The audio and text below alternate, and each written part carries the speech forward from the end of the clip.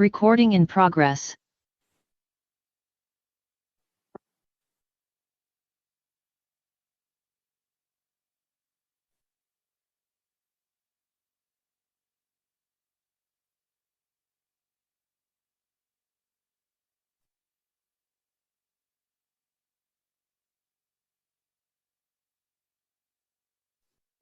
Good evening, everyone. I'd like to call the Planning and Development Public Meeting to order.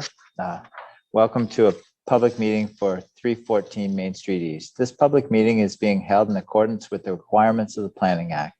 The members of the public are advised that our meetings are live streamed by the Town of Grimsby. Individuals and media may be audibly and or visually recorded during this meeting. As a reminder, all electronic devices are to be in silent mode during our meeting.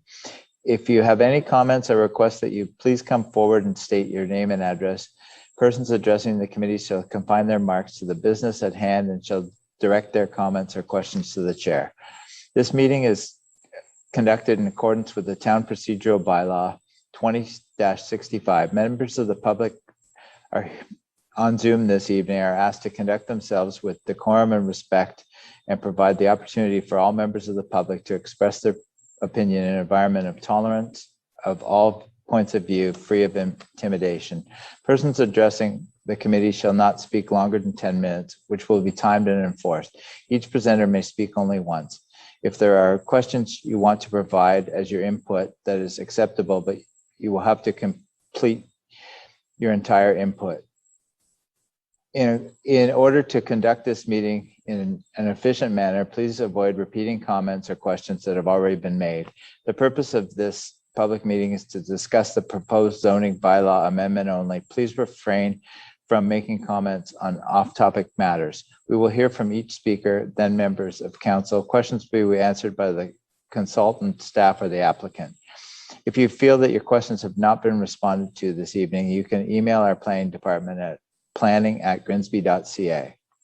If a person or public body does not make oral submissions at a public meeting or make written submissions to the Town of Grimsby before the bylaw is passed, the person or public body is not entitled to appeal the decision to the Council of the Town of Grimsby to the Ontario Land Tribunal. If a person or public body does not make oral submissions at a public meeting or make written submissions to the Town of Grimsby before the bylaw is passed, the person or public body may not be added as a party to the hearing of an appeal before the Ontario Land Tribunal unless, in the opinion of the tribunal, there are reasonable grounds to do so. With us this evening is Mr. Bruce McCall Richmond and Mr. Enzo Bertucci, GSI Group. Staff President Antonetta Minicello, Director of Planning, Walter Basic, Assistant Director of Planning, Michela Bray, Planner, Adam Gignac, Planner, and Sarah Kim, Clerk. Do any members of council have a pecuniary interest to declare? Seeing none, Mr. Basic will now make a presentation on the behalf of applicant.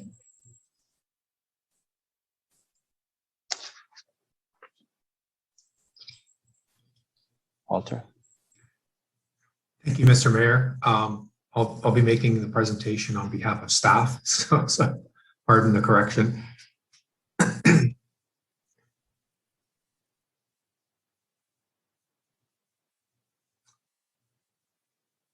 If we could start the presentation at the beginning. Michaela? Sorry, Walter, do you see the presentation up? I don't, I just see the video. I just see a, okay.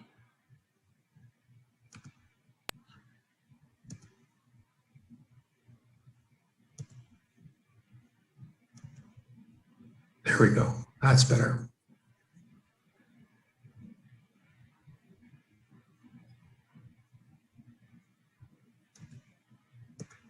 Okay, we just lost it again.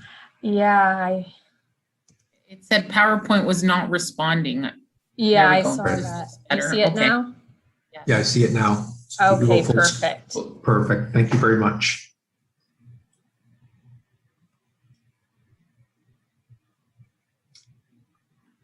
Hello, Mr. Mayor, members of council, and members of the public, and some staff. I'd just like to briefly go over the presentation contents. At the beginning, we'll start with the purpose of the meeting, as the mayor has identified, history of meeting dates regarding the subject plans, original draft plan of subdivision. I'll outline some of the details there. I'll identify some of the revised revisions to the plan as was recommended by staff, and I'll identify the plan and show the plan that was presented by Mr. Colin Chung as a delegate at one of the council meetings where the decision was to be made. Then I'll briefly just play the video from that council meeting just to refresh everybody's memory. And then I'll briefly outline the draft bylaw that was based on the Chung plan. Next. Thank you. Again, the purpose of this meeting,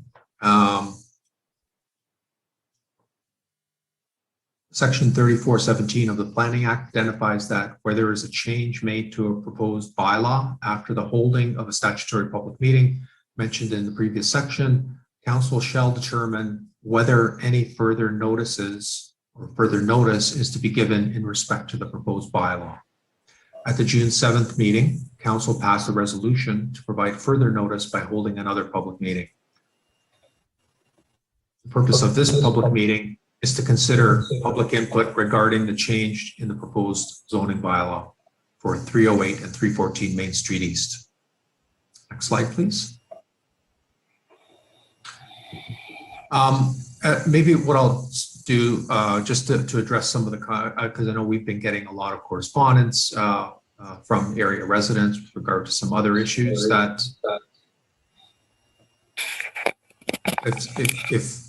if everybody else could mute, please. I'm hearing a lot of static in the background. Thank you so much.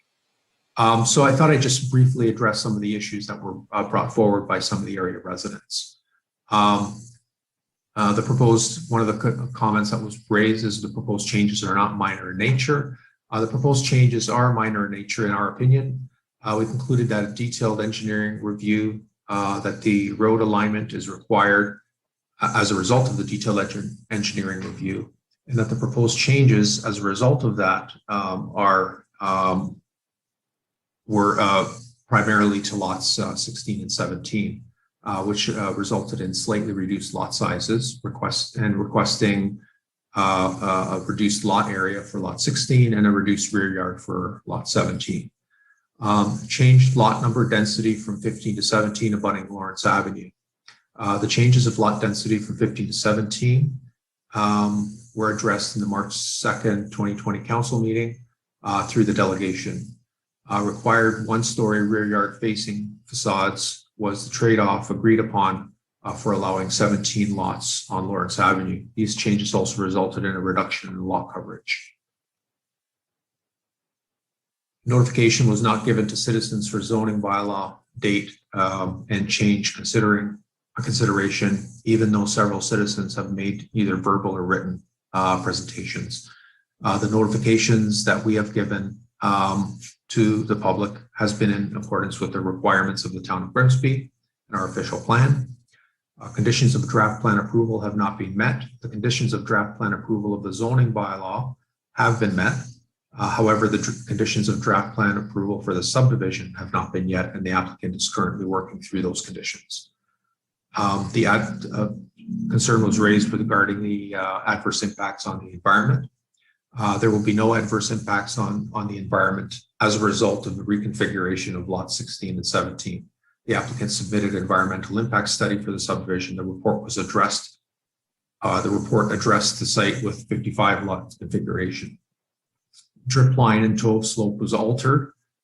Toe slope is being addressed through site grading plans and subdivision, detailed subdivision review, working from a surveyed line that was established by a site walk with the Conservation Authority, the Niagara Escarpment Commission, regional staff, and town staff, which established a limit of development based on all of the relevant environmental policies. Flooding mitigations and measures. Flooding mitigation measures have been addressed through the stormwater management report. They will also be addressed through the detailed engineering review of the proposed subdivision, which will incorporate lot grading and stormwater management and the installation of storm sewers that should address any flood mitigation measures on, that are currently occurring on site. Request to public meeting. Again, tonight's public meeting is being held at the direction of council. Next slide, please. This is a summary of previous Heritage Committee, Planning Committee, Committee of the Whole, council meetings that have been held regarding the subject lands. The colored areas at the top of the chart are primarily meetings that have been held to address what was at the time the proposed designation of the building known as 318 Main Street East, and the subsequent notice of intention to designate that building by the town, and the removal of the notice of intention to designate that building as a result of peer review studies that were done on the heritage side. The green areas identified here are meetings that have been held by the town with regard to the proposed subdivision and zoning amendment applications through the Heritage Committee as a body and a commenting body on the application. They were consulted. There was an open house. There was a public meeting that was held on the various dates noted on the left side of the column. There was a Planning and Development Committee. Again, the Heritage Advisory Committee, Planning and Development Committee to make a decision, and the council meeting, and subsequent Heritage Committee meeting to discuss the proposed buildings along Main Street, and then the most recent council meeting. Next slide, please. The first submission that was made following the deeming of the application being complete was a 55 lot submission. The reason there were 55 lots, and it was changed shortly thereafter after the applicants determined that, or after the region determined that the proposed daylighting triangle at the corner of Terrace Drive and Main Street East was significantly oversized. So they reduced the size of the required daylighting triangle, thus enabling lot 55 to be divided into two parcels, which ended up being a 56 lot subdivision. The total number of lots along the west side of the site, abutting the Lawrence Avenue light lots, was 17. That was the original proposal, and the road alignment as you see there. Next slide, please. This plan is the plan that was presented to the Planning and Development Committee, which illustrates planning staff's recommendation for the subdivision. So what planning staff recommended was a reduction in the total number of lots along the west side of the site abutting Lawrence Avenue to 15, thereby increasing the size of the lots, and requiring every second lot, lots 2, 4, 6, all the way up to 14, to have a rear facade.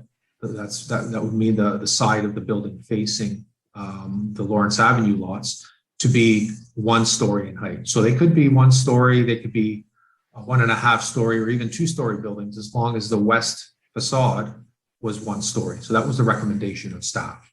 And again, this lot configuration, as a result of the reduction of 2 lots, had a total number of 54 lots. Next slide, please. The next plan is, again, a 56 lot plan, and it was increased to 56 lots as a result of the number of lots along the west side of the subdivision abutting Lawrence Avenue being increased to 17. This is the plan that was presented by Colin Chung at the subsequent council meeting, whereby Colin Chung, as you recall in the last plan, every alternate lot had a proposed or recommended lot or zoning restriction of 1 story on the west side. This particular plan on these orange lots, being lots 2 to 16, would have an increase or a maximum height on the west side of the buildings on those lots to be 1 story. Next slide, please. And what I'll briefly do is I'll play that section just to refresh everybody's memory, play that section of the council meeting, which was a very long meeting, I must say. I think that was the same night as we had deliberations on our budget. And so if you could start playing the 308 video. to 314 Main Street East. Welcome, Colin.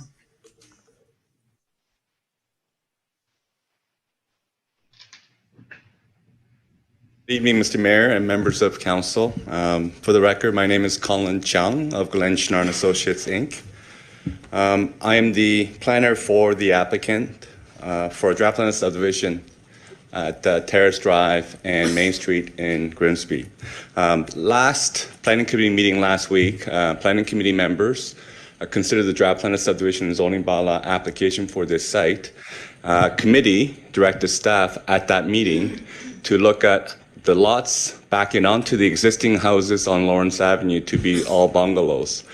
The previous draft plan that we submitted that was before planning committee last week had 50% of those lots backing onto the existing houses on Lawrence Avenue as bungalows, and the other 50% approximately as two-story single detached dwelling. Planning committee asked staff to look at all of those lots to be bungalows. As part of my delegation request that I made on Friday to town clerk, I did circulate a revised draft plan of subdivision for council's perusal. I'm not sure if you have that in front of you, but I do have extra copies in case. Okay.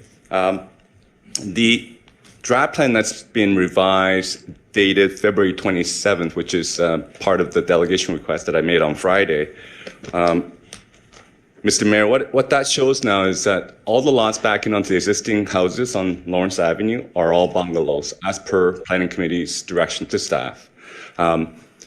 So that you're aware, one of the things that we looked at as part of the revision was we want to try to minimize the actual proposed housing footprint or lot coverage so that there's more spaces behind the houses that exist on Lawrence Avenue. So just for stats purposes, the previous draft plan, Mr. Mayor, had a total building area coverage of 2,696 square meters. The current draft plan, the revised draft plan that we submitted on Friday, has a total footprint of 2,374 square meters. So there's a reduction of approximately 400 square meters.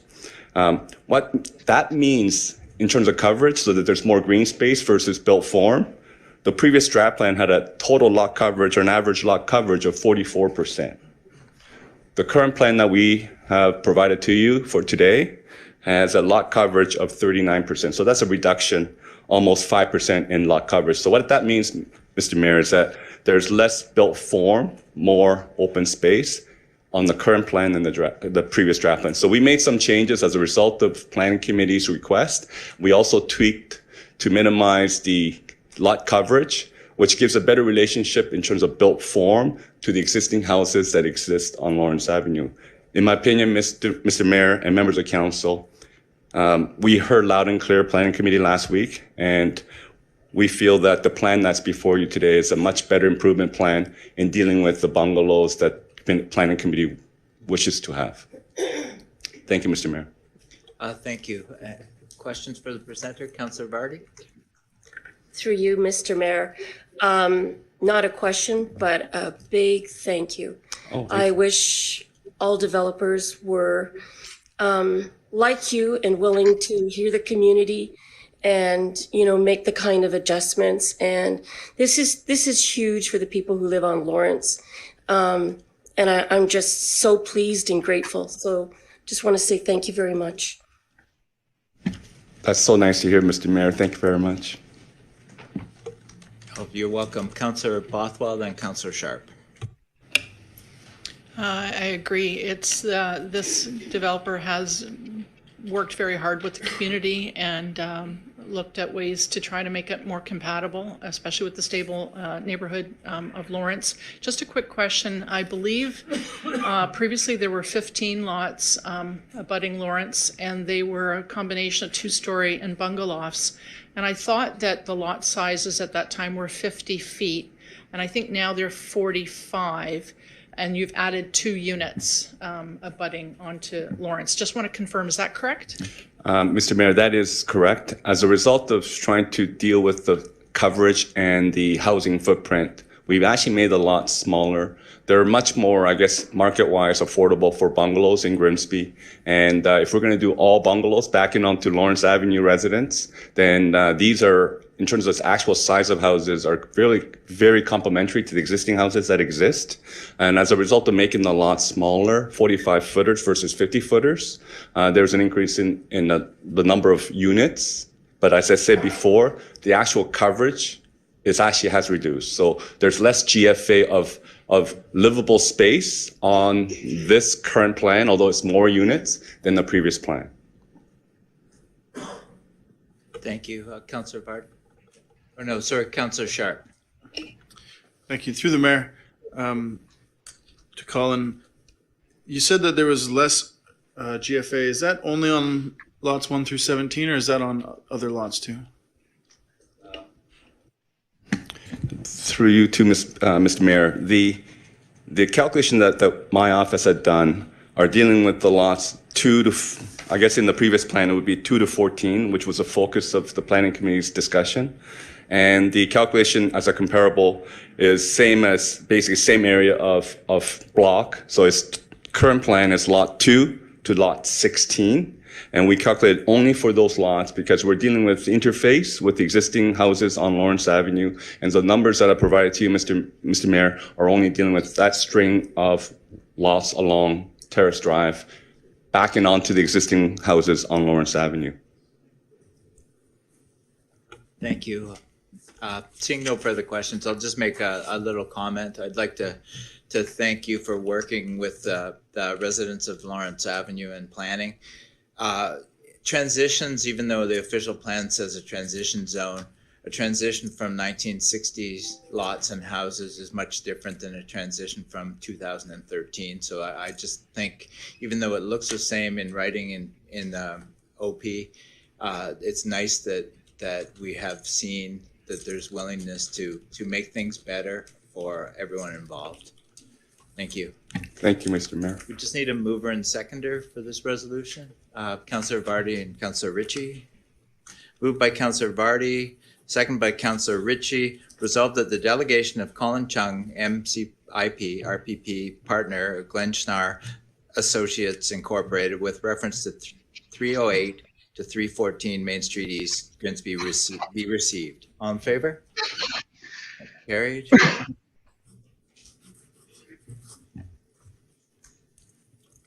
Thank you, Mr. Mayor and members of the committee.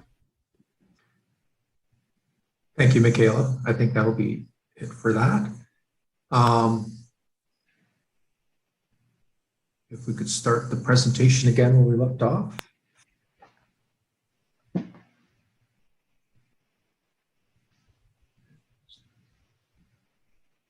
Thank you.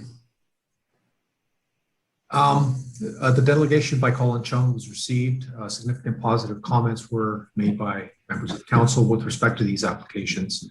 While it would have been up to council to bring forward a motion on the floor for any specific approvals, the applicant and staff proceeded in good faith with the changes to the zoning and subdivision based on the positive comments that were received from councillors.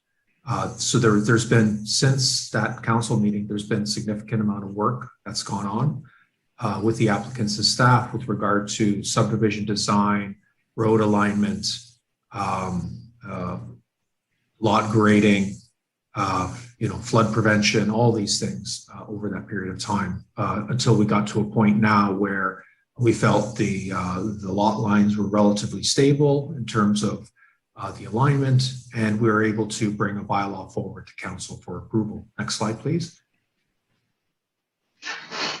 And again, this is the schedule from the proposed zoning bylaw. And again, the changes that were made to the proposed zoning bylaw from the previous bylaw with, other than the 17 lot configuration, is regarding lots 16 and 17. Because of the realignment of Terrace Drive resulted in a slight reduction in the lot area of both lots. So therefore, the lot area of lot 16 was slightly reduced and needed to be accommodated in order to meet minimum requirements, and it reduced the building envelope for lot 17, thereby necessitating a reduction in the rear yard to 7.5 meters. Next slide, please. And that's it. I'll be available to answer any questions anybody has in the future to proceed with public delegations. And I just want to note that members of the applicant are here, as well as other staff, including engineering staff. Thank you. Thank you for your presentation, Walter. We will start with the delegations now. Up first, we have Annette Gibbons, 9 Lawrence Avenue. Welcome, Annette.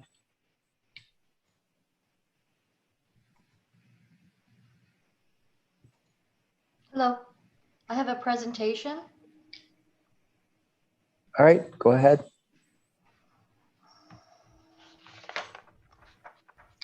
Good evening, Mayor Jordan, councillors, town staff, and citizens of Grimsby. My name is Annette Gibbons, and I am speaking on behalf of my family and the surrounding neighborhoods of this development. First, I would like to begin by thanking the councillors who enabled and voted for this very important public meeting to happen. I am a lifetime resident of the town of Grimsby, and my husband and I have lived in this home and neighborhood for 20 years and are trying to understand what is happening and preserve the neighborhood that we live in and love. We take great pride in our homes, as do all of our surrounding neighbors and neighborhood does, and preserving our neighborhood is of utmost importance to us. Our known privacy is being taken away. This proposal has 17 homes backing on ours. At a 3-to-1 ratio, it is completely unacceptable and incompatible transition. One neighbor had to get a variance for fence height that cost $1,500 to ensure he didn't have to look at an ugly acoustic fence and continue to have some privacy from the 2-story house and others going in behind him. Our privacy is already costing us money before this development is even built. When we see the natural area of the escarpment slope being cut down, the demolition of a significant historical home on Main Street, flooding concerns and issues unaddressed, destruction of trees and vegetation removal, overbuilding and incompatible housing lots, unsafe and harmful construction practices, and our lives turned upside down, all the while trying to keep on top of all the procedures and processes regarding this development in the midst of a global pandemic. Of course, I am upset. We are all upset about all of this. The proposed zoning amendment is not reasonable and does not meet the compatibility test of the official plan. As I have only 10 minutes, I have attached to my presentation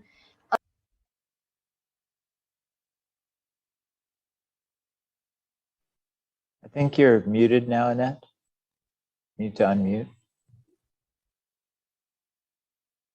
Annette, you're mute. here. Oh, there you go. Can you, We somebody missed about muted the me? last 20 seconds. No, I don't know what happened. Okay, so as I only, what was the last thing that you heard? Hello? As I only have 10 minutes, continue from there. Okay. Just start, Councillor Sharp. I'll take care of it. Thank you. Okay. Just start about a couple lines back and then we'll be fine. Okay. As I only have 10 minutes, I have attached to my presentation official policies, zoning comparisons, and relevant photographs for your reference. Next slide, please. Next slide, please. Next slide. Next slide.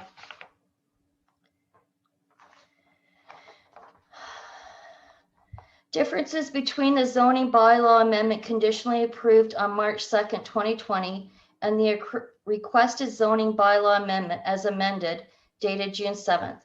Zoning is modified from RD3 amended to RD4 amended for 15 units. Setback from Main Street East for Area A decreased from 4.5 meters plus 0.3 meters to 4.2 meters.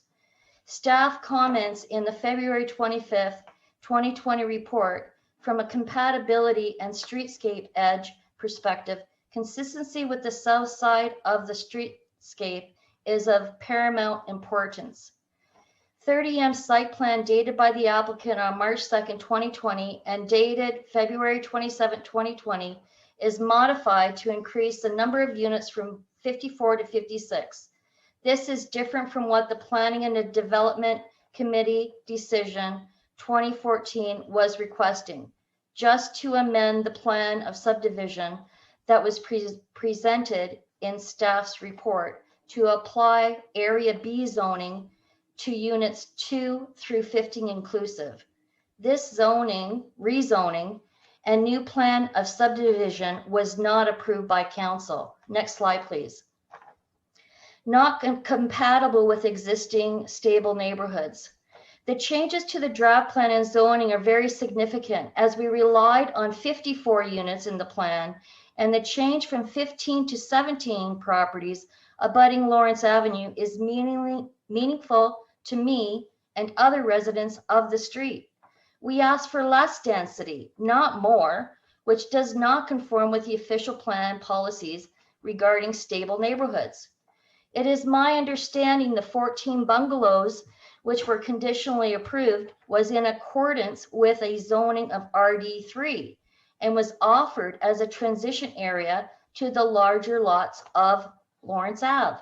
By increasing the lots by 2 and still continue as 2-story at the front, it will then revert back to the 30-foot wall of homes, which was an initial concern.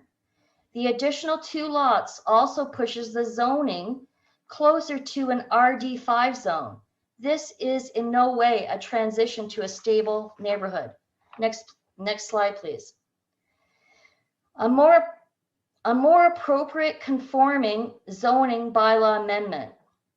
Eliminate 2 lots abutting Lawrence Avenue. Lot lines in line with Lawrence Avenue lots. Number 3, properties lot number 2 through 15 RD3 bungalows without windows facing west and a height limit of 1 story. Number 4, eliminate the lots abutting the natural heritage buffer. Number 5, fencing of 3 meters along the perimeter of the property abutting existing properties of sturdy and quality materials. Main Street lots reduced by 2. Setbacks larger for Main Street homes. Cabernet, Vinifera, and Riesling lots adjusted to RD4. Buffer area increased to 30 meters. Next slide, please.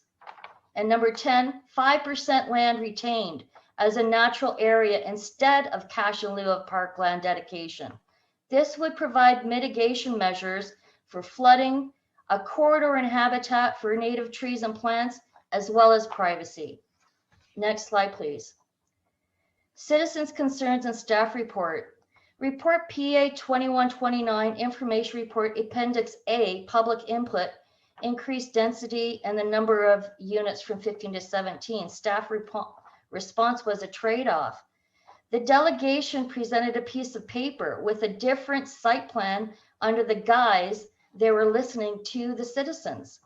When reviewing the proposed zoning bylaw amendment, the site plan, it is not much different from what was initially proposed at the very first public meeting back on April 23rd, 2019. There is actually an increase of 1 lot. It would seem that the majority of our concerns have not been addressed at all. Why have a public meeting if concerns are not taken into consideration and acted on? Next slide, please. Increased traffic on Main Street. There are already major problems on Main Street regarding traffic. 56 homes times 2 vehicles per home plus visitors, much more congestion and safety concerns. Condition 45 and condition 46, have they been met? Next slide, please. We have flooding concerns, and we've got 2 pictures here. Next slide, please. Flooding concerns. We have had several floods, and next slide, please. We have had several floods and understand others in the neighborhood have also experienced floods and are worried the additional homes and overbuilding on the property will exacerbate flooding. On one occasion, flooding was severe and caused $20,000 damage to our property. We had just finished our basement and water was 5 inches in depth before we were able to stop more water from coming in. This was caused by drainage pipes previously installed by the old property owner at 314 Main Street East. The large farm drainage pipes were open and were directly facing our backyard. On several occasions, we have asked for information regarding drainage and stormwater and flooding mitigation measures. However, was told that the stormwater master plan was not ready yet. Arrowhead Tomahawk Drive storm sewer outlet system has been identified as a floodplain by the Niagara Peninsula Conservation Authority. How can we be assured the tie-in to this development would not adversely impact the flooding problems that already exist there? Next slide, please. In order to mitigate storm flooding, will green infrastructure be used? Will homeowners be able to obtain house insurance with a stipulating warning clause on registered title, as is condition number 29? Warning clause stipulates for registering title for the lots adjacent to the escarpment lands.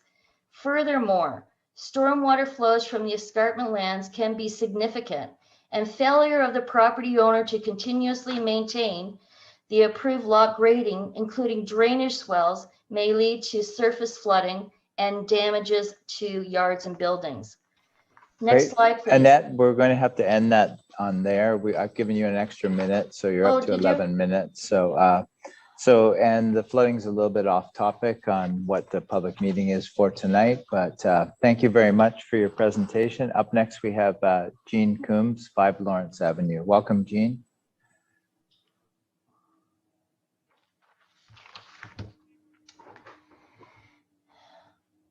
I've got 2 minutes left. If you can just, can you give me, it's not even 2 minutes, Mayor Jordan. I'm sorry, but we have 9 presenters tonight, so we are going to have to, I've given you 11, so unfortunately we're going to move to Jean. Jean? Thank you, Mayor Jordan. Jean, you're on mute. Jean, you need to unmute.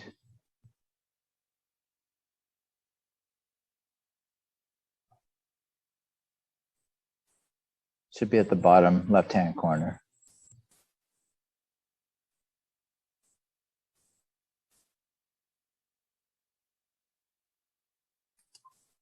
There you go. Okay, there we are.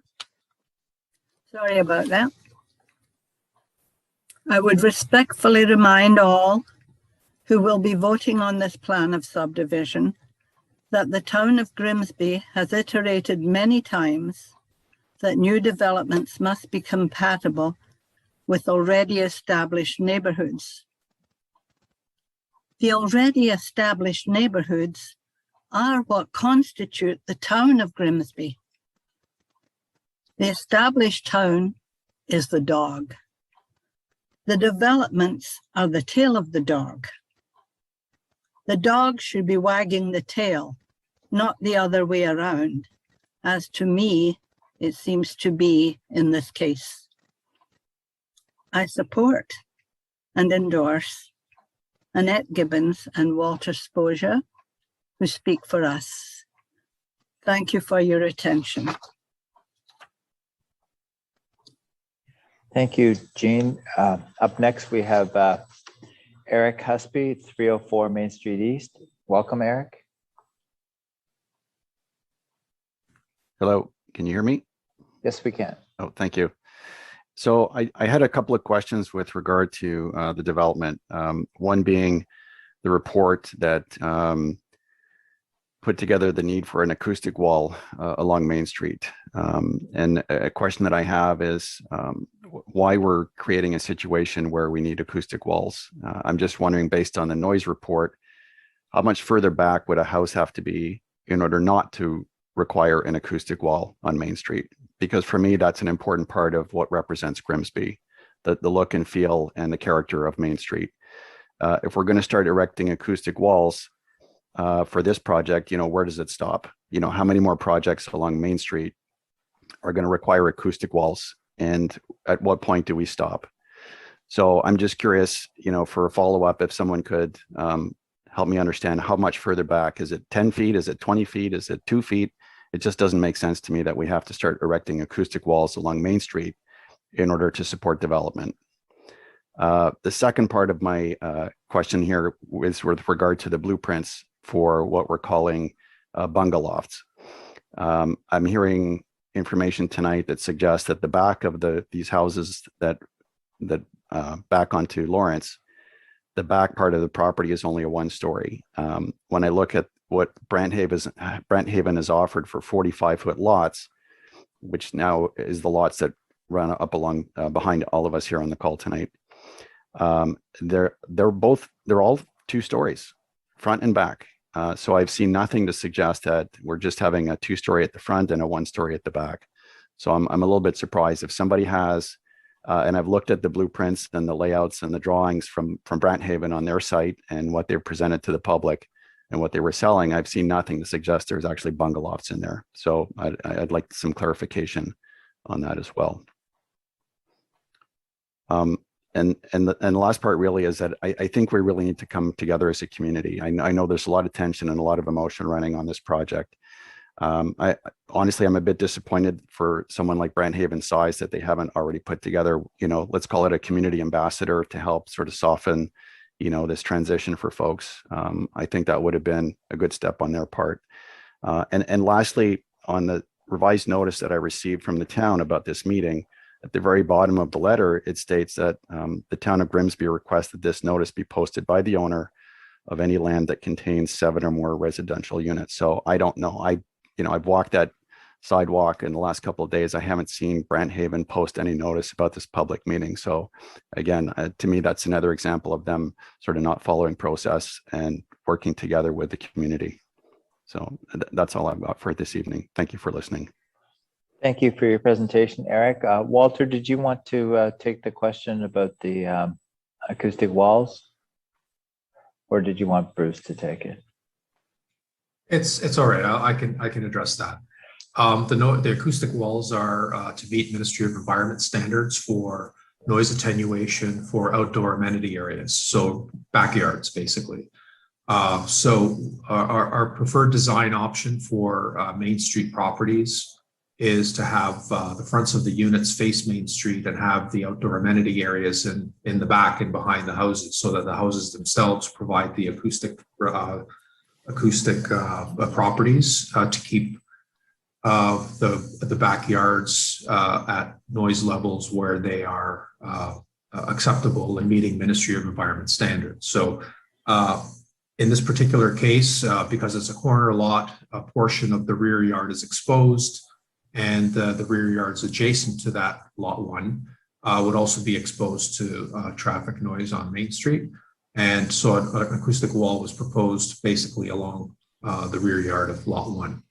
Now, with regard to the 1-story units, maybe Bruce might be able to answer that more directly, but I have looked at the same plans. It might be a matter of scaling second floor versus the main floor, but it appears to me that the buildings themselves are 1-story at the back. The public meeting, and if the zoning goes through with that regulation, they will absolutely have to meet that requirement. of having one-story rear facing buildings. The comment, it's a standard note in all of our notices.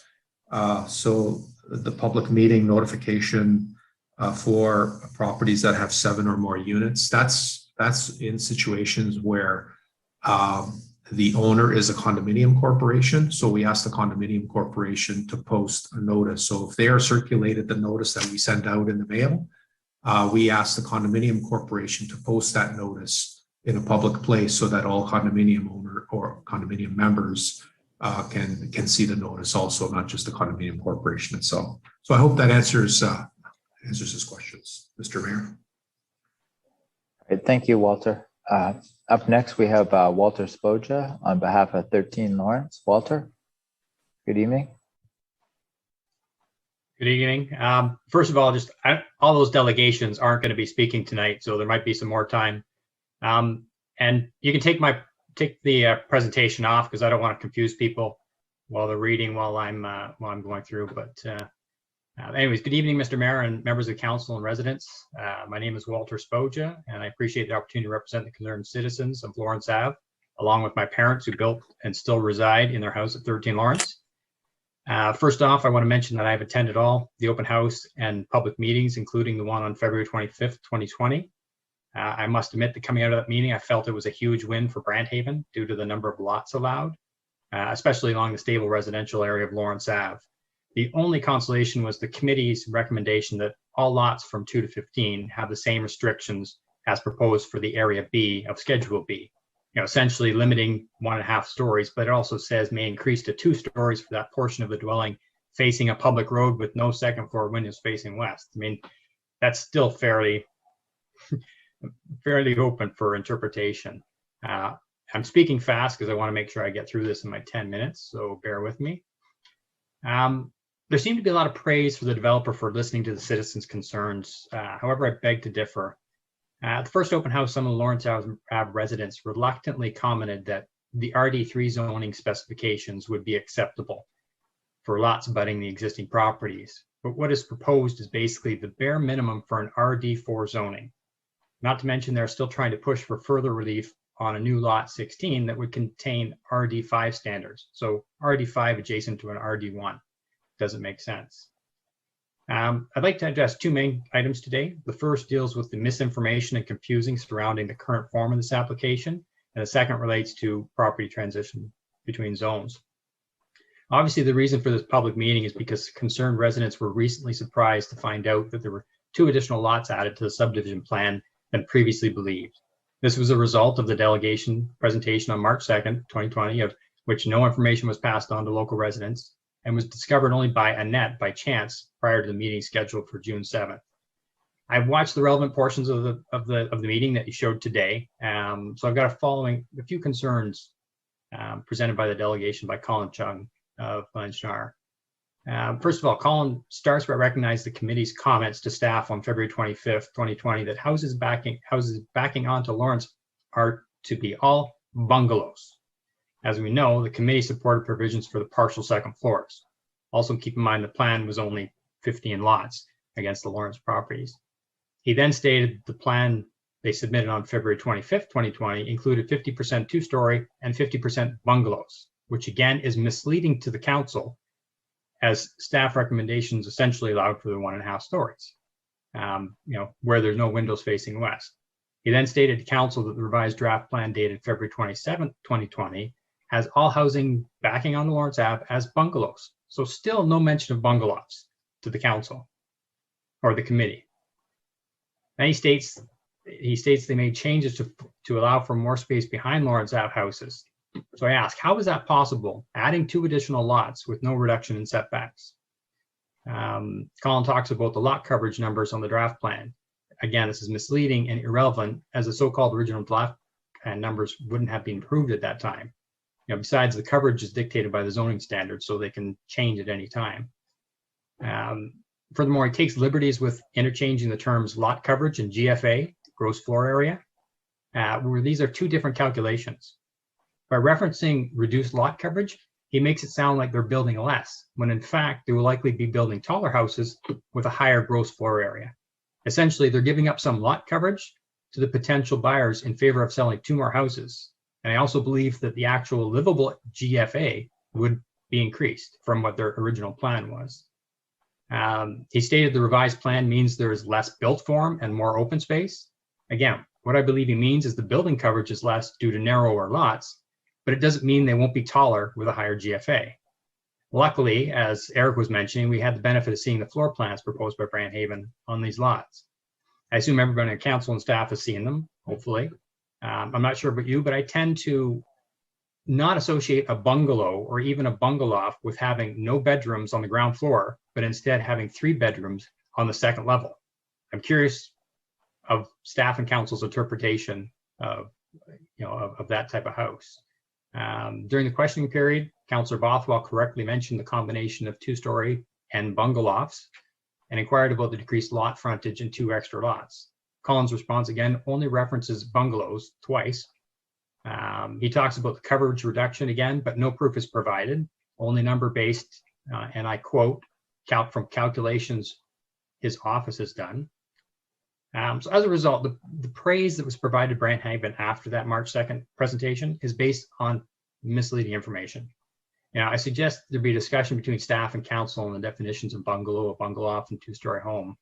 There's either a misunderstanding on the parties or the developer's representative was purposely misleading the council by continually misusing the term bungalow during the council meeting on March 2nd, 2020, in order to appear like he's conceding to buildable form. This may seem like semantics, but I think it's very important that the type of development is very clear to everybody that is making this decision. I also take exception on how the events of this meeting are described within today's meeting agenda. In my opinion, they did not accurately reflect the conversations and intent of that delegation during the meeting. Enough said about that meeting. My second concern is with respect to zoning transition and between established neighborhoods. I do have a slide and presentation, so you guys can look at it later, but my opinion, the proposed zoning does not even come close to satisfying the provisions of the official plan for transition zone. I don't have those are already documented in previous conversations, so that's fine. I do agree with Mayor Jordan's comment from the town council meeting in March 2nd, 2020, that transitions from properties built in the 60s is much different than those from 2013. But even so, there has to be some common sense on the extent of that difference and consideration for the residents that have chosen to live in this neighborhood, especially for those like my parents who built their house in the 60s and still reside there today. These houses and residents have been generating tax revenue for the town for a significant period. To prove my point, I've looked at a few developments, and that's part of my presentation on Schedule A, that have occurred over the years. I provided, so hopefully everybody can access that and look at it later, because I don't want to waste my time going through that. The examples show the differences between the existing stable neighborhood lots and the new developed lots. So again, I won't elaborate, but you can look at it. The key takeaway points from the schedule are as follows. Most transition changes have only moved 1 zoning level, with only RD1 zones moving 2 levels, and even so, typically only to the mid-range of the next level, and not to the bare minimum specifications of the letter. In effect, RD1 to mid-RD3 specifications, while Brandhaven is proposing RD1 to bare minimum RD4. This is significant change. The comparative size of the new development lots adjacent to stable neighborhoods have been in the range of 47 to 69%. Compare that with Brandhaven proposal, which reduces adjacent lots to around 29 to 33% of the adjacent lots. That's not even close to a similar transition, even considering the passage of time. Frontages on new lots have been between 53 to 77% of existing lots. One instant was 53%, but in that case, the lot depth was nearly equal to the existing lot.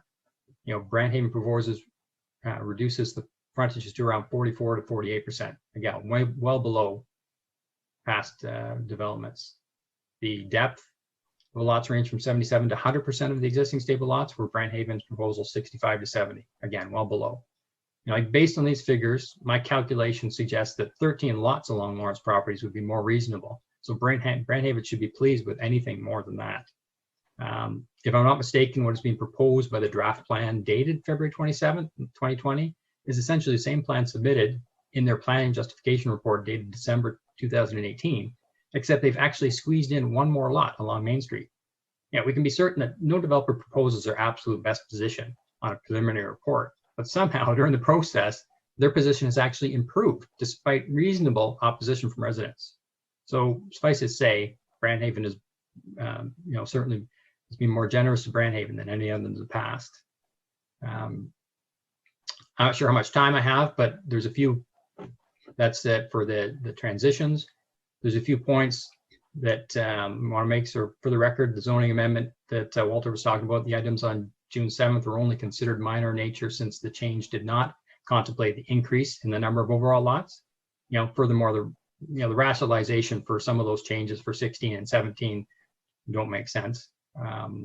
Question for the developer, lot 15, or proposed lot 17, why is it so much larger than the others? And why do they require additional easing of the exterior side yard with a larger lot? I presume, is this because the lot is already earmarked for a specific buyer who sees the wisdom in having a large lot with a large house in this neighborhood? I mean, I would certainly like that. And more of the houses should be like that. Furthermore, it appears from the earlier drawings that this house will be oriented north-south with an interior side yard abutting the backyards of Lawrence properties. Therefore, the windows on any second story west or north face portion will look immediately down upon the swimming pool of 15 Lawrence and or directly into the rear yard of 13 Lawrence. If this is the case, we'd like comments and explanations on how this is being addressed. What are the specific restrictions being considered to limit privacy and overlook concerns? If as advertised, Brandhaven is sold out of this development based on this current plan, which is confusing how they actually sell properties with it not being approved. But can they confirm which models and how many were requested by the buyers? My guess is the majority of, if not all, were the Wilson model, which is essentially a modified 2-story. If I'm wrong, then great. Otherwise, we request confirmation that it would be relevant to the intent of the developer regarding the flagrant misuse of the term bungalow in the presentation. To conclude, the original concept that was recommended by the committee members on February 25th, 2020 should stand, whereby there are no more than 15 lots adjacent to Lawrence and 304 Main Street, and the provisions for Area B of Schedule B should apply. Furthermore, the provisions of Area B and Schedule B should be more clearly defined to control the amount, the location of living space, and the location of windows on the second story. Sorry to speed through that, but I wanted to make it through my 10 minutes. Mr. Mayor and Council, thank you for your time and the opportunity to voice some of the concerns of the neighboring residents. I truly hope the committee takes the time to consider these facts when processing the application, and I do have all these points on my presentation, as well as the schedule showing the transition zones of the established neighborhoods. Great. Thank you very much for your presentation, Walter. And Walter, do you have any answers, or Bruce, for some of the questions that were asked? Mr. Mayor, if I may, I could address Walter's questions as part of my delegation when the time comes. All right, that's so noted. So I'll move to the next presenter, Emmy Van Asperen, 7th Lawrence Avenue. Welcome, Emmy.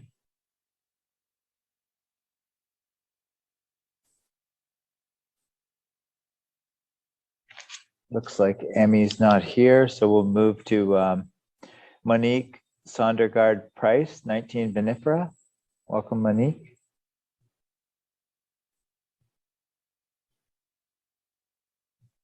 See no Monique, we'll move to Nancy Taylor, 25 Riesling. Oh, Monique, you're here.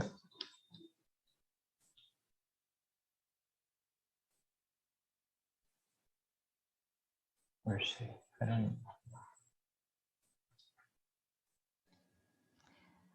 Monique, okay, you go. Okay, Monique, welcome. Okay, thank you very much, Mayor Jordan and Council for hearing me out.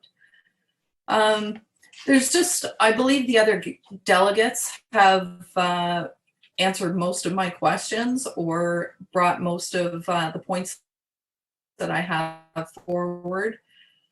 So I do have a few things that I wanted to ask. I don't know if it's in regards to the zoning, but I figured I'd throw it out there and you can decide whether or not it's valid. First of all, The Corneef home, I'm not sure whether it was designated a heritage home or not. If it was, why was there not more done to save the home? Also, the preservation of trees.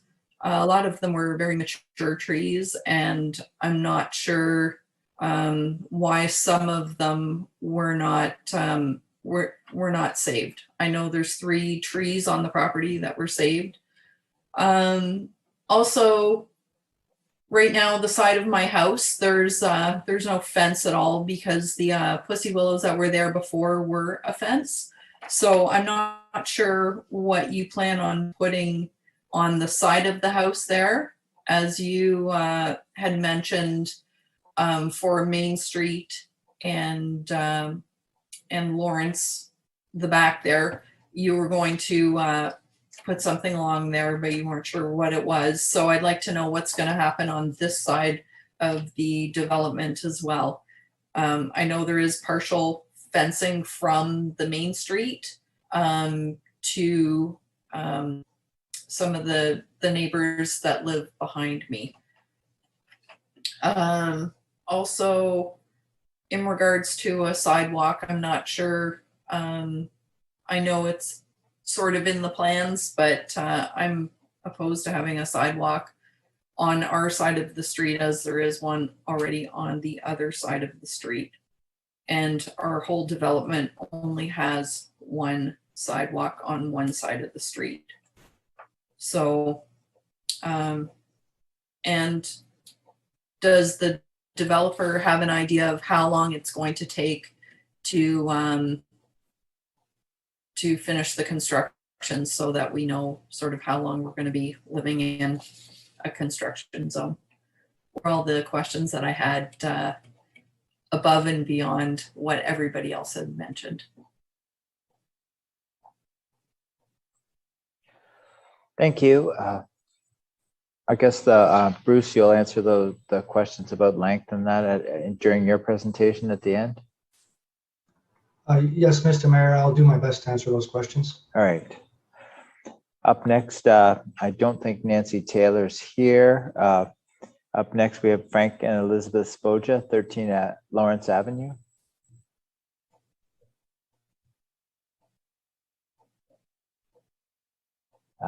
Nola Carter, 12 Lawrence.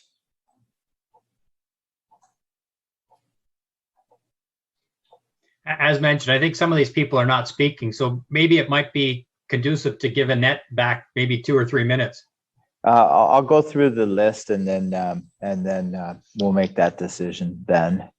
Up next, we have Ralph Parilio, 4 Cabernet. Ralph, are you there? Seeing no Ralph. Linda Scott, 3 Lawrence. I think that's me. I live at 3 Lawrence. Lindsay Scott. I'm sorry, there's a typo here. Yes. Sorry about that. All right, no problem. Because I'm not Linda and never have been female. Thank you, Mr. Mayor. Are you going to run it from your end, Michaela? All right. I guess that's okay. So short presentation, Mayor Jordan and council members, I appreciate your time today. Many of the previous speakers have addressed some of my concerns, but I have some pictures and some questions for you. Can you hear me? Yes, we can hear you. Okay, good. Thank you, Lindsay. No, not a problem. All right, next slide, please, Michaela. So you can click once. So this was the plan that we saw most recently, which is different from the one that was on the original proposal. I was horrified when I saw. No, this is Lindsay down at one. I'm sorry.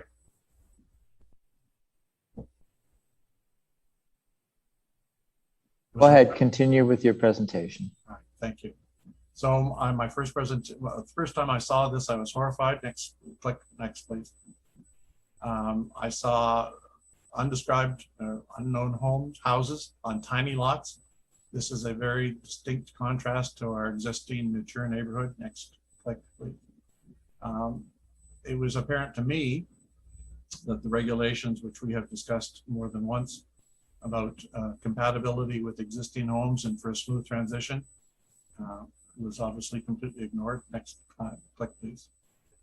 So I was hopeful that this was mentioned often enough that the developer would make some changes, but my impression is that we're going the wrong way. The housing count is going up and we're getting smaller lots. Thank you. And one more click. Next slide, please.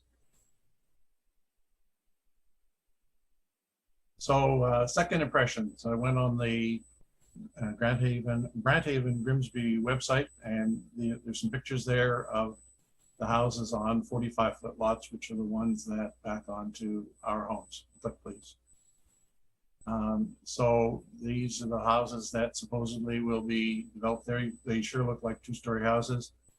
Close examination of the floor plans suggests that the second floor is actually only 2/3 of the size of the ground floor, but there's no side view, there's no elevations, there's nothing to explain how the bungalow loft concept works. Next slide, please. I did a Google image search for bungalow lofts, and there are lots of images of bungalow lofts, and many of them are very attractive. And when I look at all of the pictures of bungalow lofts that Google provides, which is in the dozens, and I look at the ones that are being proposed, there's no comparisons. Next click, please. The Grant Haven presentation describes houses called Livingston and Wilson. We have artist's impression. As far as I can tell, none of these houses have ever been built, so we have no photographs of real houses. Next click, please. One of the questions I have is, what would stop home buyers from installing dormer windows on the west sides of the second floors? Because the bedrooms are quite small and they have side windows, but nothing facing the back. There's two bedrooms on the second floor, and the west wall is blank.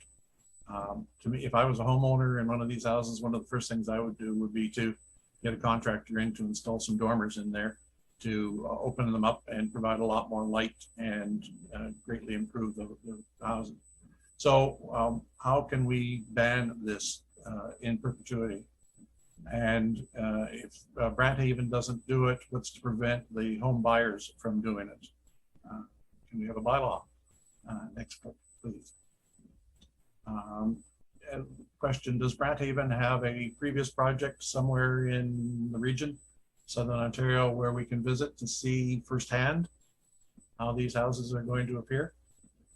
Because at the moment, all we have is artist impressions, and they are notoriously misleading. Thank you. Next slide, please. So I did a little bit of research. This is a picture, an aerial photograph from 1965, and you can see my home, and you can see there's an existing drainage ditch behind my home. Click, please.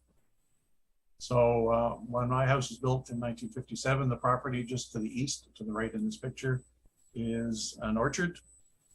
It was Bartlett pears, and they were Bartlett pears in that orchard when I bought my home in 1982. Next clip, please. The soil is not very deep. It's hard-packed clay is only a foot or two below the surface, and this leads to a drainage issue. Even then, when the house was built in 1957, it was a problem. Click, please. So what they did is they put swales, gentle depressions between the rows of pear trees, and they ran slightly downhill towards a deep ditch on the south side of Highway 8. There may be a tile bed there too. I can't see it currently, but I'm led to believe that there's one there because at one time, shortly after Fred Corney built a house at 308, there was a tremendous bad smell in the neighborhood, and a cursory investigation showed sewage water in the ditch along the south side of Highway 8. And what Fred figured had happened was that the tile bed from his septic tank had accidentally cross-connected to the tile bed underneath the orchard, with the result that his sewage water was flowing through these tiles into the ditch. This was the sewage system that he had was totally inadequate. He knew it. He had asked the town for a small extension to the sewer line, and the town had refused. This was one of the things that precipitated his reaching an easement agreement with the Eric Husby to run a sewer line under Eric's property, adjacent to my property line, and to connect into the sewer line that's underneath Lawrence Avenue. And that solved the problem. But it makes the point that there are at least 2 tile beds under there because of a severe drainage problem. Next click, please. Okay, so I don't need to tell you that we get rain from time to time. Click, please.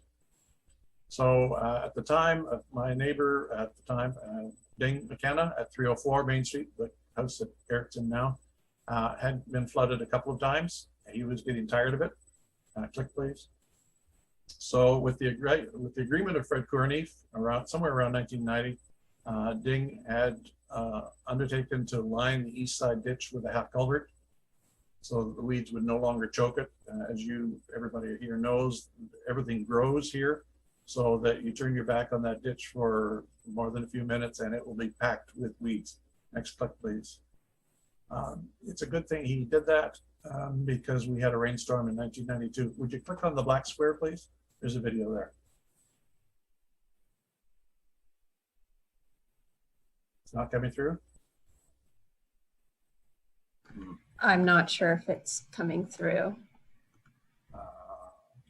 That may be because I emailed it to you. PowerPoint may have stripped out the video. That's unfortunate. Okay, so what happened was that the video that should be there would show you that the half culvert ditch was overwhelmed with rainwater runoff from the west sides of the produce processing barns. The barns had a north-south ridge line, and as far as I could tell from looking at it, the west side drained into that drainage ditch. The east side, clicked into a very large dry well that was underneath the parking apron on the east side of the processing barns. Next click, please. So recently, I couldn't see what was going on with the property behind me because there was a large number of mature trees that Fred Courney had planted. I think in response to my occasional nude sunbathing in my own backyard. Click, please. So now that we have a good view of the property, because it looks like a World War I battlefield, it's apparent that, and you can see the view from my backyard, that the land slopes strongly towards my house. And that means that any rainwater or runoff from that property is going to head straight for me. Next click, please. So the proposed homes on along Terrace Drive, the west side will have many times more runoff than the produce processing barns did. Large numbers of houses, many times as much roof area that have to be drained someplace. I estimated probably 20 times as much water coming off the new houses compared to the processing barns that were there before. Next click, please. So we also have to add the actual street, the Terrace Drive extension to the runoff area. This was previously land that soaked up water, and now it won't because it'll be paved. Next click, please. So in my opinion, too much of the property will be paved or occupied by housing. So there's minimal area for rainwater to soak in. Next click, please. It won't take much rain to saturate the foot or two of soil that we have. And then after that, it just runs off. Next click, please. And we have been denied, everybody who's been paying attention knows that the residents along Lawrence Avenue are very concerned about drainage. And there's mention of a stormwater plan, but to my knowledge, that exists only as a rumor because we've never been shown it. Next click, please. And so we are not at all confident about the drainage. So now that the trees are gone, the ditch is upset, and we're going to have all of this new roof area and paved area, the risk of severe flooding in our backyards is now elevated. Completely unacceptable. Next slide, please. All right, thank you for your presentation, Lindsay. I gave you 11 minutes. So I see that Nola Carter is here. So Nola, you're welcome to speak tonight. Nola, you're muted still, so you need to unmute. There you go. Okay, now I'm unmuted. Yeah, go ahead. I just want to add, our home is on the opposite side of the street. But all of us that live on this side of the street know drainage problems that existed once the church property beside us went in.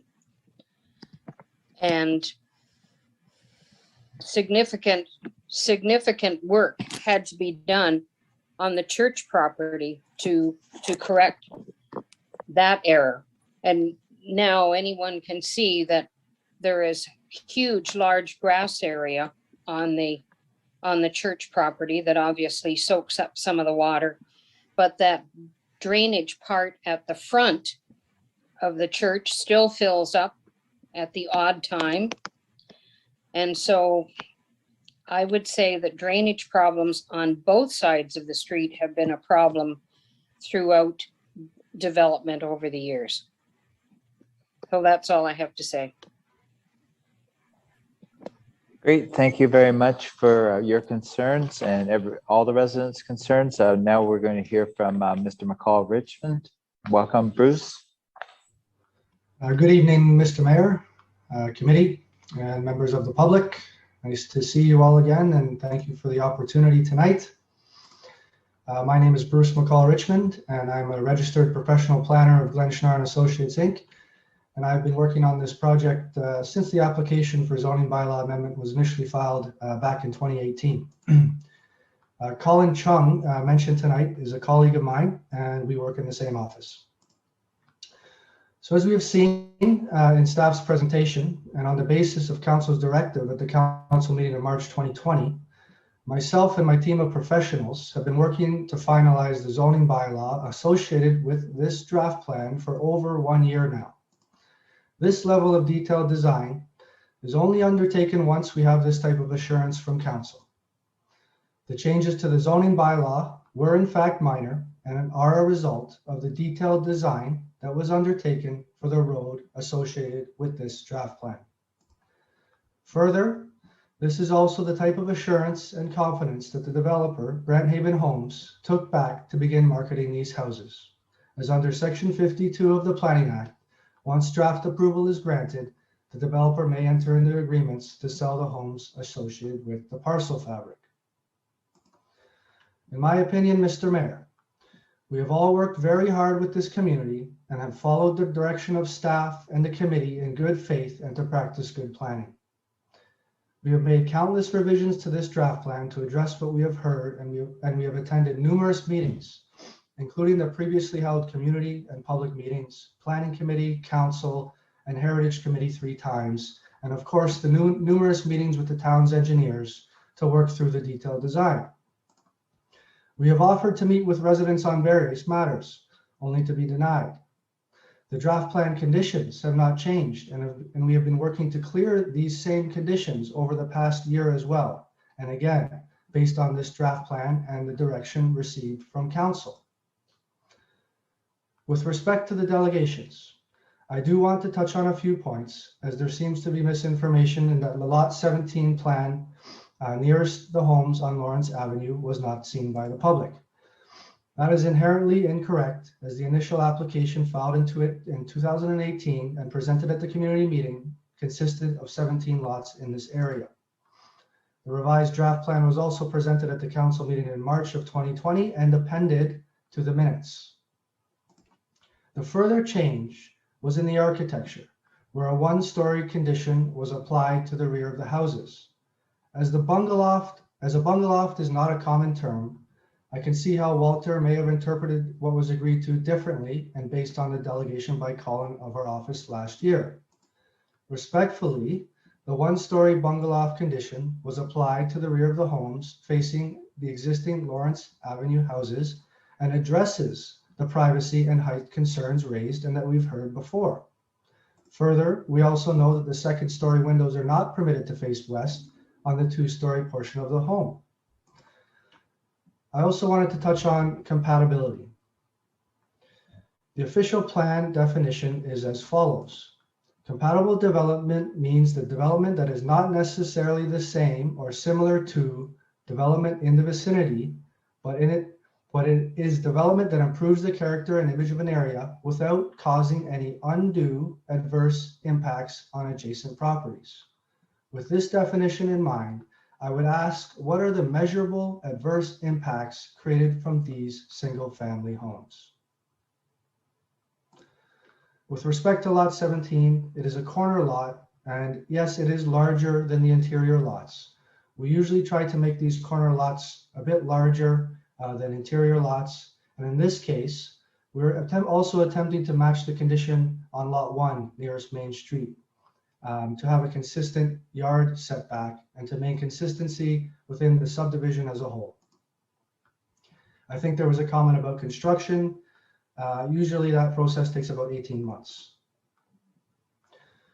I believe that the intent here was obvious and that the current plan and the one before us all tonight was viewed as a positive solution to the comments received through years of hard work, and as we saw in the video, was well received by council. Mr. Mayor, with respect to the other delegations, these topics are not applicable to this meeting, and I'm not sure if I should be answering all of the questions. Per the directive of council in June, this was to be a scoped public meeting. And as I've mentioned, we've attended numerous meetings, including the community and public meetings, and have offered to meet with these residents, and many of these issues are misinformed or have already been dealt with by the technical specialists tasked with such matters and through the planning review process with the town staff. This meeting was requested specifically by council to address the changes to the zoning bylaw, which are minor, or in my case, more than minor. With respect, Mr. Mayor, and as shown on the images presented by Mr. Williams in a few previous delegations, these are fantastic, well-designed and attractive single detached homes that will be built by a very reputable developer. The architecture is excellent and consistent with the area and the historical context on Main Street. This is a subdivision in conformity with the town's own official plan. While there have been several delegations tonight, we have 55 families waiting to move into their new homes. 55. And as such, I must reiterate again that we have worked very hard with the community and have done our utmost to work with everyone involved for numerous years, I think going on 4 now. At this stage, we desperately need to move forward, and there needs to be an understanding that the planning process was followed and respected.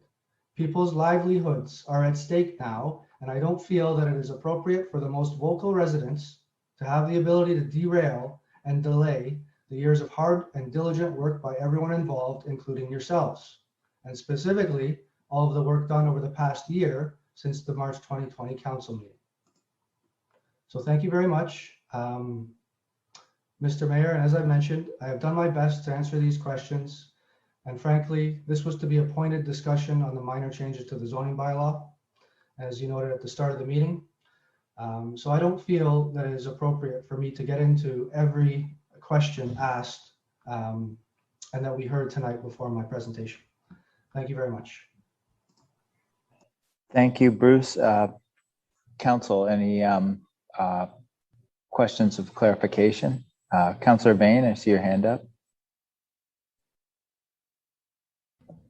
Yeah, I just wanted to, I know we were kind of supposed to stay on a set topic. I just want to quickly say something that I think is very relevant. First of all, I've attended many of these types of meetings over the past 30 years, and I understand and completely sympathize with the community. And I think most members of council, or all members of council, are going to say that we were elected to represent the town as a whole, not just specific areas. So I do believe that we're going to take this very seriously. But at the same time, I have to agree with Councillor Bothwell and Councillor Vardy's comments from March in which they clearly state that this was a great compromise by the developer.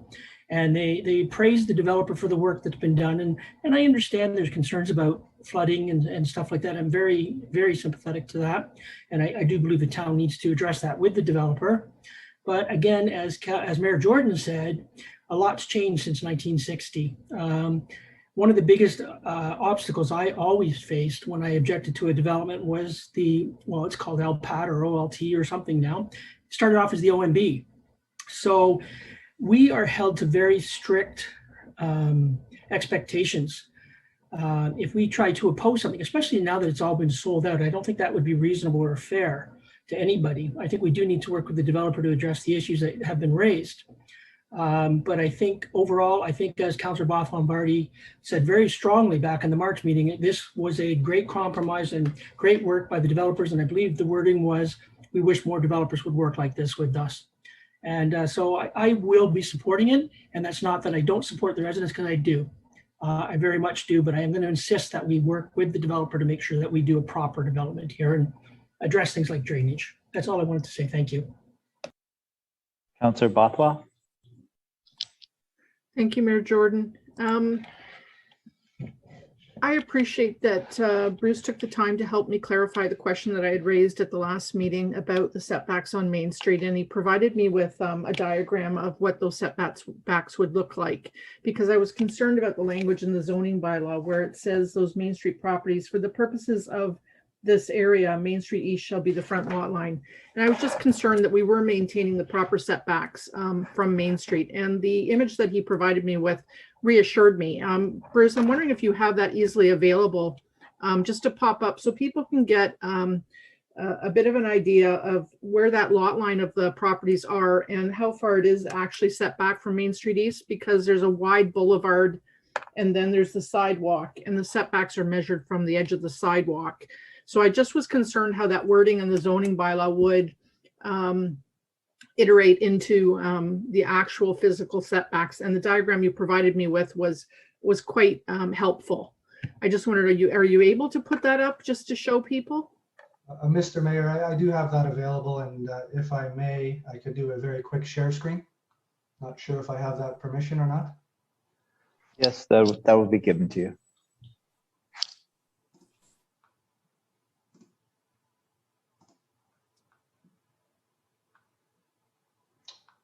Hoping everybody can see the image now. And to Councillor Bothwell's comments, here is the lot line and where the measures are taken from in bold.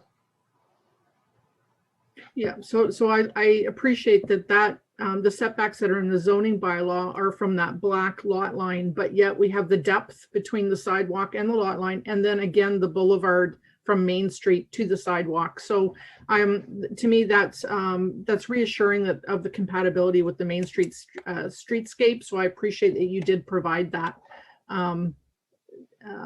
because it's a pretty significant setback. It's reasonable with the rest of the homes from what I can see. So appreciate you answering that. I just have one other quick question. With the addition of the 2 units, Bruce, to the Lawrence Avenue side, I noticed that the original, I think the previous plan was 24, the density was 24.1 units per hectare, and adding the 2 additional units brings it to 25. We're still within 25 units per hectare. We're still within the OP for that. Is that correct for density? Through you, Mr. Mayor, that's entirely correct, Councillor Bothwell. I believe the revised number was actually 24.9. which is still compatible with the official plan's density provision for 25. Thank you. That's the only questions I have. Thanks very much. Thank you. Councillor Vardy. Thank you. And I apologize to the community if I have misunderstood this, because when the gentleman, whose name I can't recall just now, made his presentation and said he was putting bungalows all along that line, I assume they'd be 1 story, and that a bungalow is 1 story front and back. I understand the residents' concerns about privacy, And even if the front of the building is that high, it's even, I just don't see that it has that it's a substantial change. They're not bungalows if they're 2 stories at the front. So my apologies to the community, because I really thought the developer had made a significant change in putting in bungalows. So I don't know what else to say. That I'm really quite disappointed to hear that. I feel misled. So I have to say that. Thank you. Councillor Frake. Thank you, Mayor Jordan. I'd like to commend all the delegates who came on tonight, especially Mr. Scott, Mr. Spojim, and particularly Annette. I know she's been working hard on this for a while. Although they have a huge number of legitimate concerns, I think the one that stands out the most for me, and this is not something I haven't spoken about before, and that relates to floodplaining and water drainage and stormwater and that type of thing, and especially in that area.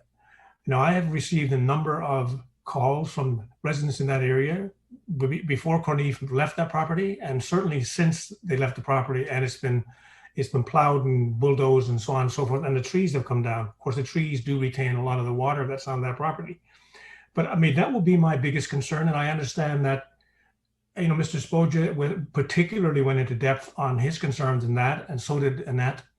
And I hope that we are going to, as a developer and as our public works and planning, put a huge amount of effort into ensuring that the best of floodplaining and stormwater plan is put in place to make sure that this property doesn't get flooded, or the folks that are on either side of those properties get flooded. We know from a previous council meeting from some time ago, when we passed a resolution, which I know that our public works department is going to get back to us on, and working with the region on how we mitigate the problems we have with stormwater and with floodplaining in the area. And I think that is my biggest concern with building in that whole area. And I hope that there's some plans in place that we haven't heard about yet, because I haven't heard them. And we all know that water will go where the hell it wants. You're not going to direct it. It's going to go around things and under things. And we all know what that's like. So I'd like to get some kind of reassurance from both the developer and our town that we're going to ensure that the utmost of care and the best maintenance possible is put in place to make sure that we don't get any of this type of floodplaining and stormwater backup and so on and so forth. And the drainage is perfect in that area. And I don't know who wants to address that, but I'd appreciate it very much if maybe both could approach it. Thank you. Walter and/or Bruce. I see we have through you, Mr. Mayor, I see we have our Director of Public Works here. He may be best equipped to answer that question. All right, Brandon, welcome. Hi, thank you through you, Mr. Mayor. Anytime we do a development, subdivision development, developer is responsible for ensuring that they prepare an overall site grading plan. Grading plan will include looking at interior drainage areas to make sure that any water that is currently being captured from upstream is being captured and conveyed properly through stormwater systems, stormwater management. We'll ensure that any grades adjacent to the neighboring properties are properly ensured, that any new grading that is being created is not being directed onto neighboring properties as well. So yes, as part of the plan, the developer will be preparing a overall stormwater management plan and a grading plan to address all of those concerns. Can I also hear from Bruce on that issue? Yes, through you, Mr. Mayor. Whenever we have matters of drainage, I do know that existing or pre-development scenarios cannot be made worse. And I also know that a development cannot drain onto adjacent properties. If I was to waver a guess, and I am not a professional engineer, I would suggest that there may be an improvement through the redevelopment of this property. I would also like to note that this comment was raised in our very first meeting. It was raised in written comments, and our team, in conjunction with the town, have been working diligently to address concerns of drainage. I'm still not satisfied that I'm hearing what I want to hear. It sounds like you're working on it, but there's not a plan. I'm not hearing any specifics about a plan. And yes, there's adjacent properties that could be affected, but it goes beyond adjacent properties. It runs, for example, in that area, further downstream, right down to Tomahawk, there are flooding issues, which Brandon is very much aware of because we've had this discussion many times. I know he's working on putting a plan together to come to council with, but it's not just the adjacent properties, it goes beyond that. I mean, water goes underground, seeps, it might go a mile down the road. I know you, but I mean, whenever we put something in a space, water is going to work its way under it or around it. So I'd like to see a very, very specific plan by the right engineers, by the top engineers, to ensure that the floodplain issue is actually addressed 100% in that area. And that is something that I think that these residents would really, really appreciate, and certainly I would, and the residents which are further afield from there. So, because now I haven't heard from either you, Bruce, or Brandon, that we have something that's we can communicate or show that we're going to do to cover that off. Am I right or wrong? So again, through you, Mr. Mayor, as part of the design process, the developer is required to prepare an overall site grading plan, which will accommodate all grading, drainage through the site. I think Bruce's comments with respect to improvements are probably fair in the fact that, we're going to be putting a road allowance through there. Under that road allowance, there'll be a new storm sewer. The rear yard properties will likely be having catch basins installed that will direct the drainage from the rear yards to the fronts of the property to the road to be conveyed properly. So there will be improvements on the with respect to the drainage. And again, that's part of what we do as staff is when we're reviewing new developments, we ensure that the property, any adjacent properties are not being affected adversely through any changes. If anything, there will be an improvement there. So again, with respect to concerns about the Arrowhead and Tomahawk, that actually is a different catchment area. That this drainage, it goes to the east. It doesn't go to the west towards that area. So, but yes, we are aware of drainage concerns in other areas. And again, we do that. We look at a development, we make sure that we address that. So with all due respect, I'm still not hearing that there's obviously the developer is responsible for this drainage and the stormwater plan. I see your hand up, Bruce. And, we all know that, developers come in, they build, they go away, and the problems exist further down the road. And that's the way things work. And look, you're here to build, you're a developer, you're here to build houses, you're here to make a profit from those houses. Understand all that. But people have to live here. And people who have lived in that area for so long now have experienced flooding already, just as a result of the corny property being removed and the plowing on the property itself. So I still don't know, I don't hear something that we can show the constituents and the residents of that area that they're going to be taken care of and they're not going to be experience this flooding issue going forward. So can I ask Bruce and your team to ensure that the residents hear something that you're going to do to mitigate that problem? Through you, Mr. Mayor, Enzo, who is with the developer team, would like to quickly touch on this. He's in the meeting here as well. Welcome, Enzo. Go ahead. Thank you, Mr. Mayor. Through you, my name is Enzo Bertucci. I'm the Director of Land Development at Brant Haven. I want to thank everyone that has come out this evening and has given their presentations. And a direct question to Councillor Frake. Yes, so everything that both Brandon and Bruce have said is 100% correct. When it comes to the development, we are required to ensure that our flows are contained within our site. And that's done through the series of networks of the underground storm sewers that currently the site does not have. And so when you're plowing a site, when you have a field, you can put swales and ditches.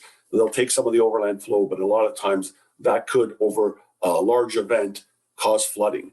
In a case with a subdivision, our engineers are required to ensure that large events are mitigated. They're not designed for a common regular snow or rainstorm or 2 or 3 days of rain. They're designed to take on the worst case scenario and make sure that there's no flooding. And so the pipe sizes, the number of catch basins that are required, these are all based on the calculations that our engineer, Tim IG, is doing through the grading plan. They've prepared a grading plan and they have submitted it. Of course, it's being reviewed and it still may need required revisions to it based on the feedback we get from the municipality. But I can tell you, when working with the engineering department, which we have been for months now, there was actually a site meeting last week just to go through all the grading and walk through the design that we've proposed, how it's going to work, see some of the places where things are going. And this is a process that will continue. We're nowhere near the end of it because we have to get through the first stages, which is the rezoning, of course. This will come through the full detailed design of engineering and obviously the eventual approval of it. But this is not something that it's all done based on the science, the volumes and the calculations that have been tried and true. And it's not about us designing a site, walking away and things happening after the fact. That's not the way it works. We're not allowed to do that because there's so many requirements that are put on development as it is today. It's much different than it was 20 years ago when I first got into this business. Things have adapted for the better. And our goal at Brandhaven is not to build communities and run away and disappear under another name. We've been doing this for 50 years. We're very proud of the communities we build. We put our name on it and we stand by them and we continue to do so. And we'll continue to do so, and including this one and moving forward. So you have my assurance that we will make sure that this gets designed and completed in a manner that is going to be much more improved than what you have now as it comes to the storm flows. Thank you, Angelo. I hear pride and confidence in your voice and what you're doing. And so I'm going to assume that when you're finished with the stormwater and all the drainage plans, that we're going to end up with something better than what we have today. Can I hear you say that? So yes, absolutely. Yes, sorry. I didn't know you were looking for an answer. Absolutely. Yes. Thank you. Thank you, Mr. Mayor. Councillor Ritchie. Thank you, through you, Mr. Mayor. I just wanted to reiterate Councillor Frake's position there. And I also wanted to thank Brandhaven Homes because at every meeting that we've had so far on this development, every single time, I know I've brought it up, I know many of the residents have brought it up, is about drainage, and they've always ensured that they said that when it comes, they will have a great plan in place and they will make sure that the drainage is done properly at this development. Thank you. Thank you. I just want to really passionately thank the residents who came out and spoke with their heart, and it just seems like something has changed quite a bit from the March 2020 meeting, and we just need to really get back on track and have everyone work together and to have this this development and the transition between the residents communicate as good as possible, and certainly the drainage will be one way to mitigate the transition zone between these two existing development and new development. And it is unfortunate that it has changed so much from from then till now, and we need to really try to move forward and make the best out of this. So we just need a mover and seconder to receive the presentation. Moved by Councillor Cadwell, second by Councillor Ritchie.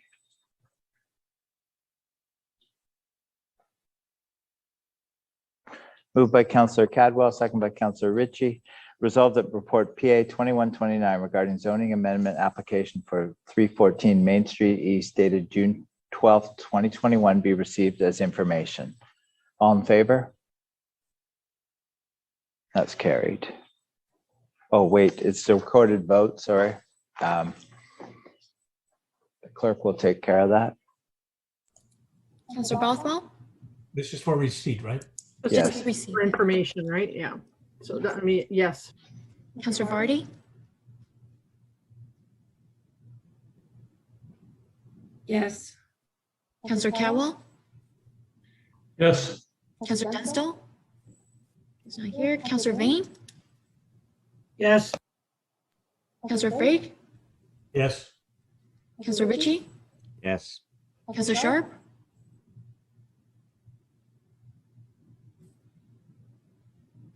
Mayor Jordan, Yes. that's carried.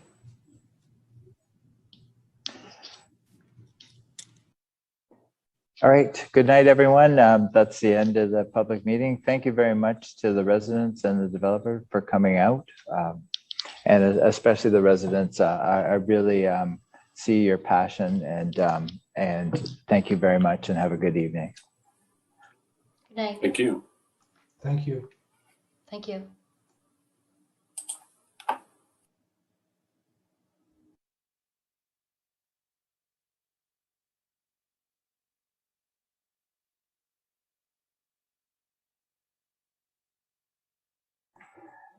We'll reconvene in 5 minutes in a new Zoom link.